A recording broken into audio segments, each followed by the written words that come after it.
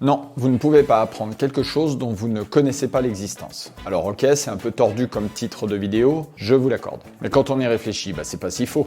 Parce que si on ne connaît pas l'existence de quelque chose, on n'en connaît donc pas l'utilité, et de fait, on ne peut pas chercher à l'apprendre. Dit plus clairement, non, vous n'êtes pas mauvais en gestion d'entreprise, c'est juste que vous ne savez pas précisément de quoi on parle, à quoi ça sert exactement, car finalement, on ne vous a jamais imposé de le savoir, ni même expliqué. Alors réglons ce problème une fois pour toutes, ici, dans cette vidéo.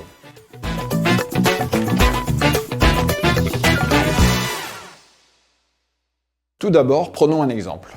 Vous êtes passionné par la charpente. Vous avez fait des études en charpente, vous avez un diplôme de charpente ou de l'expérience en charpente. Et vous envisagez de créer, ou vous avez déjà créé, une entreprise de charpente. Rien de plus logique et normal, me direz-vous?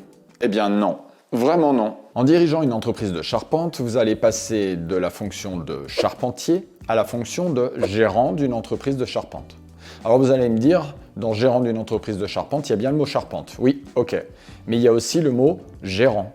Dit autrement, le mot gestion d'une entreprise de charpente. Alors si depuis toujours, pour réussir dans le monde du bâtiment, il fallait être un bon technicien, aujourd'hui, je vous assure qu'il faut au moins tout autant être un bon gérant d'entreprise. Alors en synthèse, pour être charpentier, il vous faut de l'expérience en charpente. Et puis pour être gérant, il vous faut de l'expérience en gestion. Et vous en êtes où en termes d'expérience en gestion? Mais au fait, c'est quoi la gestion d'une entreprise dans le monde du bâtiment? Presque rien, vous allez voir. Premièrement, il vous faut comprendre comment créer et structurer votre entreprise tout en protégeant votre patrimoine personnel. Deuxièmement, être capable de définir des stratégies et des plans d'action viables et rentables. Troisièmement, savoir communiquer efficacement et vendre son travail. Quatrièmement, être capable de négocier avec ses fournisseurs pour pouvoir acheter au meilleur prix et ainsi dégager des marges. Cinquièmement, savoir prendre des relevés correctement et faire des devis qui vous rapporteront de l'argent.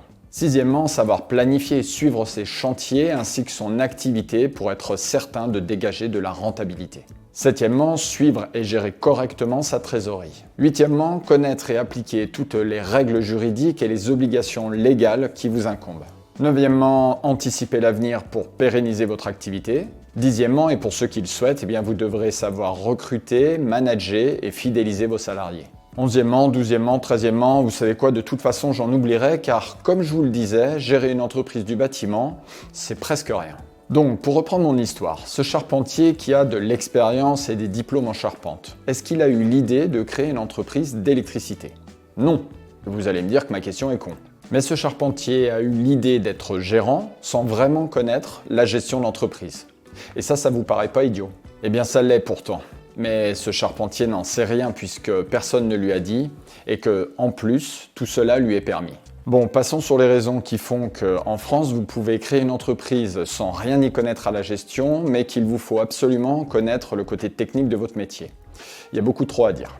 Alors si vous aussi, vous voulez apprendre ce que vous ne savez pas, que vous voulez être accompagné au quotidien par des experts de la gestion d'une entreprise du bâtiment et réussir cette merveilleuse aventure, vous n'avez qu'une chose à faire, cliquez sur le lien en dessous de cette vidéo qui vous permettra d'accéder à ma formation gratuite vous permettant de créer, développer une entreprise du bâtiment rentable sans passer toute votre vie au travail.